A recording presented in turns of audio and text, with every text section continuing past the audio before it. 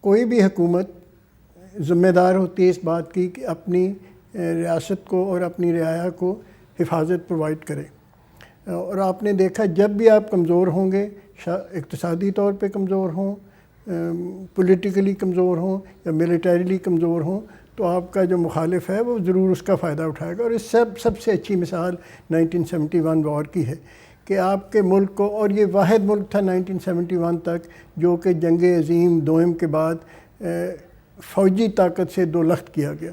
تو اس کے باوجود بھی اور اس کے ہوتے ہوئے بھی اگر آپ کا خیال یہ ہے کہ فوجیں اس لیے رکھی جا رہی ہیں کہ تاکہ وہ ان کی طاقت بڑھتی رہے، تو میرا خیال ہے یہ غلط ہے.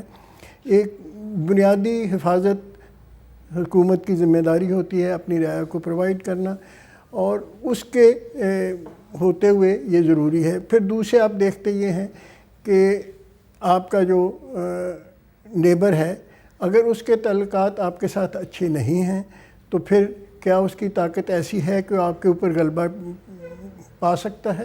اور جب آپ نے دیکھ لیا کہ وہ جب بھی اس کو موقع ملے گا یہ کرے گا، تو پھر آپ میرا خیال ہے ذمہ داری حکومت کی یہ سیاسی ذمہ داری بھی اور اخلاقی ذمہ داری بھی بنتی ہے کہ وہ ایسے بندوبست کرے جس سے کہ وہ اپنی رعایا کو پروٹیکٹ کر سکے. تو میرا خیال ہے اس کو اس نظر سے دیکھنا چاہیے، یہ نہیں دیکھنا چاہیے کہ ریاست کس لیے کر رہی ہے. ہندوستان کی مثال لے لیجئے گا، ہندوستان کو پاکستان سے 7 بڑا گنا ملک ہے، کتنا کو خطرہ ہے پاکستانی فوج سے.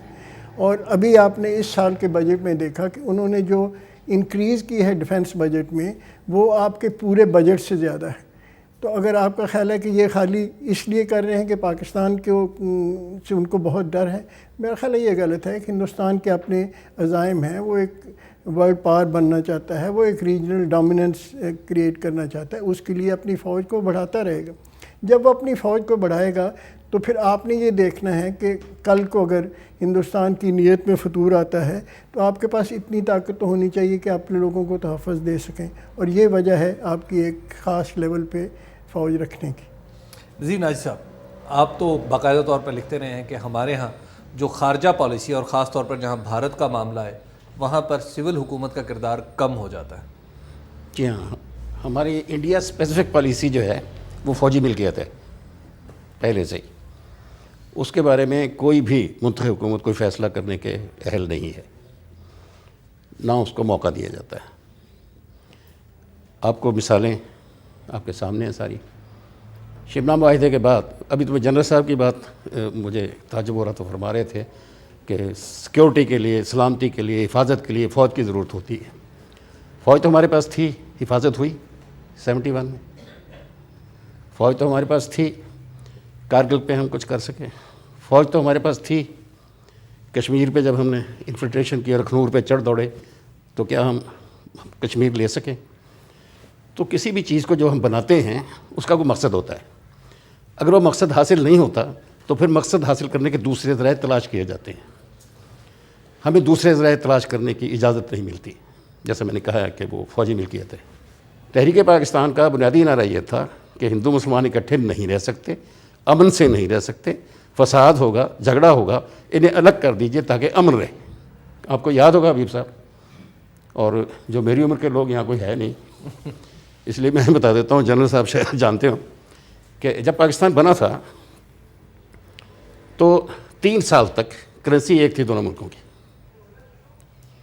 تجارت کھلی تھی، آمد و رفت 54 تک جاری تھی بغیر پاسپورٹ کے. ہجرتیں بھی ہوتی نہیں، وہ ادھر آتے رہے، ہم ادھر جاتے رہے. اصل جھگڑا 65 سے شروع ہوا. اب 65 کے بارے میں جو خود ہمارے جنرل صاحبان لکھ چکے ہیں اور اس دور کے بیوروکریٹ لکھ چکے ہیں، الطاف گوہر، کہ ہم نے مقبوضہ کشمیر میں انفلٹریٹرز بھیجے تھے جو پکڑ لیے گئے. ہم نے پھر اخنور پہ حملہ کیا، سری نگر کا راستہ کاٹنے کے لیے گرداسپور سے. جواب میں پاکستان پر حملہ ہوا. ہم اس پہل کا کوئی نتیجہ حاصل کیے بغیر آج جشن مناتے ہیں کہ ہم نے لاہور بچا لیا، سیالکوٹ بچا لیا. لاہور اور سیالکوٹ تو بچائے تھے اگر اخنور کا واقعہ نہ ہوتا تو. جی تو جی ڈاکٹر سرفراز صاحب کی طرف چلتے ہیں. ابھی ایک بات ہوئی کہ ایک ریجنل ڈیزائن بھی ہے بھارت کا. بھارت ایک ریجنل پاور بننا چاہتا ہے، جس کے نتیجے میں ابھی جو ڈاکٹر سلیم اظہر صاحب بات کر رہے تھے کہ افغانستان کے ذریعے بلوچستان میں انفلٹریشن کا الزام بھی لگایا جاتا ہے.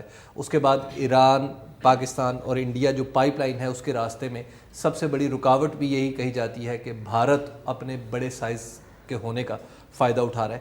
ان ریجنل ڈیزائنز میں سینٹرل ایشیا میں اور ہمارے ارد گرد کیا تبدیلیاں آ رہی ہیں بھارت کی ٹرمز پر؟ میرے نزدیک ہندوستان ایک گلوبل پاور بننے جا رہا ہے.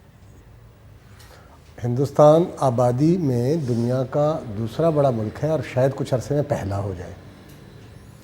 رقبے کے اعتبار سے بھی بڑا ہے، وسائل کے لحاظ سے بھی بڑا ہے، ٹیکنالوجی کے حساب سے بھی وہ بہت ساری دنیا میں کافی سارا آگے جا چکا ہے. سائبر ٹیکنالوجی میں وہ شاید امریکہ کے ہی بعد ہوگا، ورنہ باقی سب سے آگے جا چکا ہے. ہم وہاں انڈیا میں جو تعلیمی ادارے ہیں وہ ان کی یونیورسٹیاں دنیا کی بہترین یونیورسٹیاں جو ہیں ان کا درجہ پانے میں مشغول ہیں، اور کئی اسکول جو ان کے وہ یہ درجہ رکھتے ہیں جس کو ورلڈ کلاس یونیورسٹی کہتے ہیں. ہمارا ابھی اس لسٹ میں نام نہیں ہے کہیں کسی بھی یونیورسٹی کا، بشمول میری اپنی کا. مجھے اس کو بڑا صاف ماننا ہوگا. اس لیے یہ کہنا کہ ان کے گلوبل عزائم نہیں ہیں یا نہیں ہونے چاہیے یہ تکلیف دہ بات ہوگی ہمارے لیے. ہے ان کی اکانومی بڑی ہے، مارکیٹ ان کو زیادہ بڑی چاہیے ہم سے، مینوفیکچرنگ زیادہ بڑے پیمانے پہ کر رہے ہیں. اسی طرح ٹریڈ کا حجم ان کا ہم سے 20 گنا زیادہ ہے. اسی طرح فارن کرنسی کے وسائل ان کے ہم سے بہت ہی زیادہ ہیں، ذخائر بھی بہت زیادہ ہیں. تو ہمیں اپنا جغرافیہ تو ہم نہیں بدل سکتے، نہ اپنا ہمسائے کا جغرافیہ بدل سکتے، نہ ہمیں اس کی شاید کوشش کرنی چاہیے. ہمیں اس کے ساتھ زندہ رہنا اور اس کے ساتھ پرامن طریقے سے زندہ رہنا سیکھنا ہوگا، اور ہمیں یہ بھی سیکھنا ہوگا کہ کیسے ہم مل کر ان کے ساتھ اپنی عوام کی بہتری کے لیے کام کر سکتے ہیں، اپنی ساورینٹی کو حاصل رکھ سکتے ہیں اور اس پر آنچ بھی نہیں آنے دیں. ایک بریک کا وقت ہو گیا ہے. بریک کے بعد اسٹوڈنٹس کے کویشچنس ہوں گے اور ہمارے پینل کے جوابات ہوں گے. آپ دیکھتے رہیے بدلتا پاکستان.